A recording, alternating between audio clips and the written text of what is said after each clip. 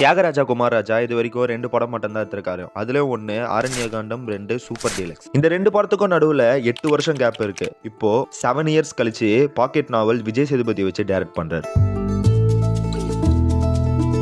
டிகேவோட ஃபிலிம்ஸ்லாம் neo Nair ஜானருக்கு பேர் போனது. அப்படின்னா என்னன்னா, எக்ஸாம்பிள் காம்ப்ளெக்ஸான ஸ்டோரி டெல்லிங் இருக்கும், ஸ்டைலிஷ் விஷுவல்ஸ் இருக்கும், த தீமேட்டிக் ஃபோக்கஸ் இருக்கும், ஒரு ஆன்டி ஹீரோ ப்ரோட்டாகனிஸ்ட் இருப்பாரு, ஒரு வைப்ரண்ட் கலர்ஸ் யூஸ் பண்ணிருப்பாங்க, ஒரு மாடர்ன் செட்டிங் இருக்கும் அண்ட் எக்ஸெட்ரா. இந்த மாதிரி ஒரே மூவிஸ்ல ஃபுல் மீல்ஸா இருக்கிறது தான் நியோ நாயர்னு சொல்லுவாங்க. அந்த ஜானர்ல தலைவனை அடிச்சுக்கவே முடியாது. இப்போ அப்படியே பாக்கெட் நாவல் பக்கம் வந்தா சரியான கேஸ்ட். விஜய் சேதுபதி சொல்லவே வேணா, செம்மையா நடிப்பாரு. ராஜ்பி ஷெட்டி அவரோட கருட வமன விஷப வகன படம் பார்த்திருந்தீங்கன்னா தெரியும் அவர் எவ்வளவு பெரிய குட் பெர்ஃபார்மர்னு சொல்லி. அப்புறம் மாளவிகா மோகனன் அவங்களோட பெர்ஃபார்மன்ஸை ஷோகேஸ் பண்றதுக்கு இந்த படம் ஒரு நல்ல வாய்ப்பா இருக்கும். அண்ட் கிஷோர் கே டவுன்லயே one of the goated actor இவர். சூப்பர் டீலக்ஸ்க்கு அப்புறமா டிகே கிட்ட இருந்து ஒரு படம் வராதான்னு வெயிட் பண்ண எல்லாருக்குமே பாக்கெட் நாவல் ஒரு ஃபுல் மீலா தான் இருக்கும். டிகே மூவில எந்த கேரக்டர் ஆன்டி ஹீரோ ப்ரோட்டாகனிஸ்ட்னு கமெண்ட் பண்ணிட்டு போங்க.